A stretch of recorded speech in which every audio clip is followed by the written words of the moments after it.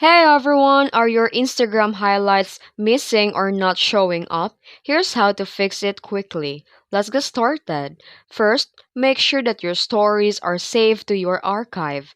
Go to your profile and tap the three lines menu, and here in the settings, click the archive. And here, tap the three dots icon and select the settings. And here, toggle on the Save Story archive. Next, check your internet connection. Slower and stable Wi-Fi can cause highlights to disappear temporarily. Try switching to mobile data. If your highlights still don't show, log out and log back in, or update your Instagram to the latest version from the App Store. And finally, if the issue persists, clear the Instagram cache by uninstalling and reinstalling the app again. And that's it. Your Instagram highlights should be now visible again. If you found this video helpful, don't forget to like and subscribe for more tutorials. Thanks for watching.